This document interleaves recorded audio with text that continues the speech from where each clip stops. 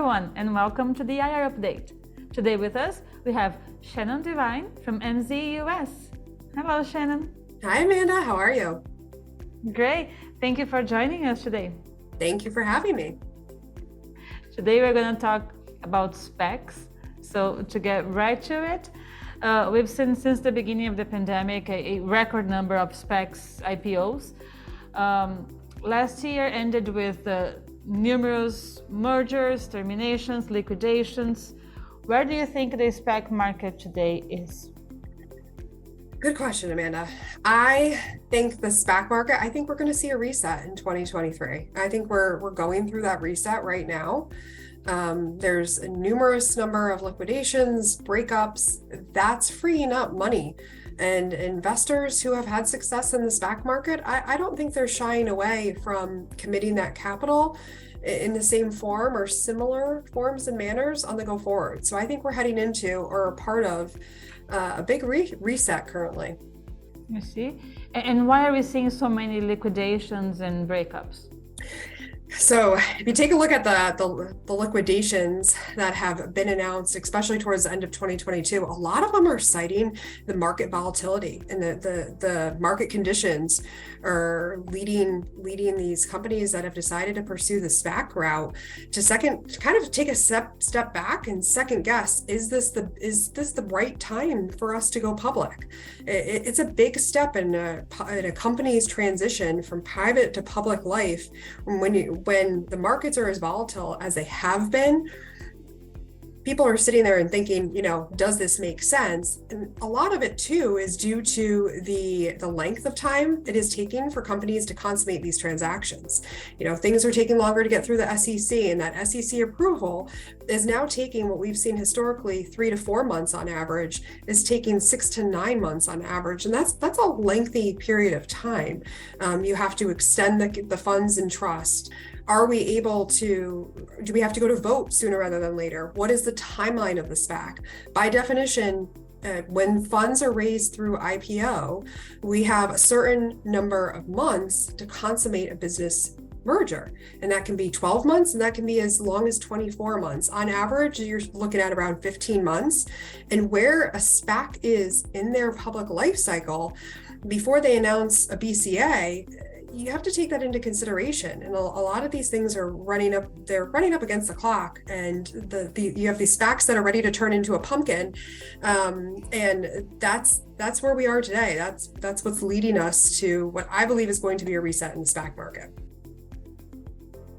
I see. What about the de-SPAC process? Let's talk about companies that have successfully completed that process. What's the biggest overhang on companies that have done this within the last 6 to 8 months? Unfortunately, and I hate to say it, I think the overhang are the companies that have so quickly consummated their SPAC mergers previously and have come to market with lofty guidance, outlook, expectations, and haven't been able to execute for one reason or another. And that's putting companies that have recently gone public and consummated their SPAC transactions or are in the process, and future companies. I think it's a big consideration for companies that are looking to go public via SPAC in a position of, they need to execute. And investors are sitting on the sidelines and they're taking a wait and see approach and attitude towards de-SPACs. And that's really no different from those investors and companies that have come public via regular way IPO. It's still that mindset of you're unproven in the public markets. I don't care how long you've been in existence, how successful your company has been outside of Wall Street. You're still new. You're the new kid on the block, and we need to see you execute and we need to see you deliver. So that is so important for companies that are looking to go public. Be mindful of your internal projections and what gets communicated externally, because you will be held to those standards. And I hate to say it, investors don't forget. And that's affecting the large number of companies that are going public and have gone public in the last 6 to 8 months via SPAC. It's that overhang from the previous SPAC wave. I see. SPACs as a vehicle for private companies to come to the public markets, it has been around for years, but it became more popular with the pandemic. So why do you think we are seeing the uptake in popularity? And what do you think is the cause of the negative sentiment in the market surrounding SPACs and companies that have used the SPAC to go public? I'll take the latter half of your question first, and I think it segues nicely into what I was just alluding to, and I think it's the overhang of the first wave of SPACs that have unfortunately kind of set up the second wave for a little bit of wait and see. You gotta prove yourselves in the public market. You need to execute, and I think we are seeing this uptick and have seen this uptick because historically it was a quicker way to access the public markets. It has been much quicker historically to go public via SPAC than traditional IPO. The hurdles that companies leveraging the SPAC vehicle were much different and much less aggressive than that of regular way IPO. So when you're a company and you're thinking, hey, I'm ready to access the public markets, the SPAC vehicles is very, very attractive. There's also, there's a time saving component and there's a cost saving component to it as well. So it's still a vehicle that I think is here to stay and ultimately very attractive if you have the right SPAC sponsor in place, you have realistic expectations for the cost associated, you have the right advisors in place, and you're well prepared. Right. And what advice would you give to a private company looking to go public via SPAC? I would give a private company the advice of hire great advisors. It might be costly, hire a sell-side advisor. That's one of, and I've worked on many transactions, 36 in the past 2 years.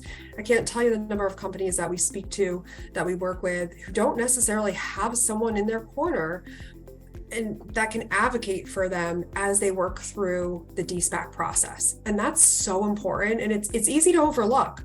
The SPAC will likely have an advisor. And one of the most common things I'm told is, hey, we're leveraging the SPAC's advisor, but whose side are they on? When you think about the transaction, both sides have legal firms, legal teams working in their favor. And I believe the same should hold true for advisors. You should have advisors in both of your corners. And think about the time that it will take to consummate the transaction, because that's one of the biggest things overlooked, and have realistic expectations.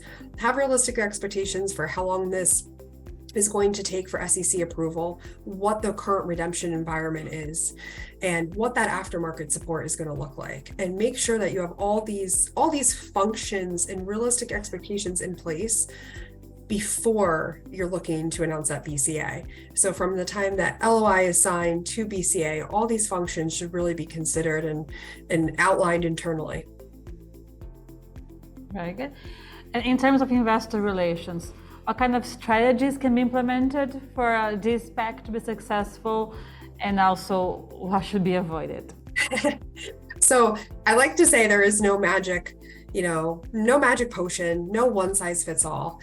And every company that we work with from an investor relations perspective, we're taking the approach of every transaction is truly unique. What's unique about this transaction?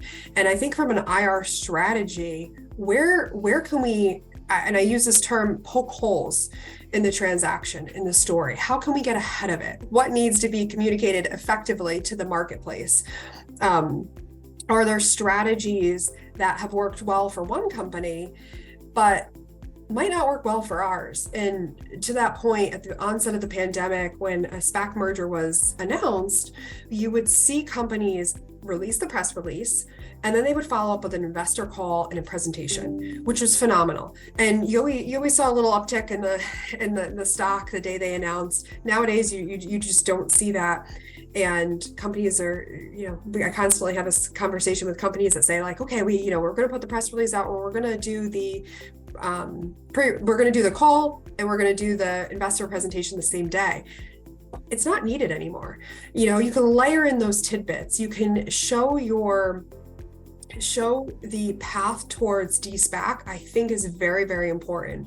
So if you can show that execution towards de-SPAC from an IR strategy component, that's something that's very overlooked.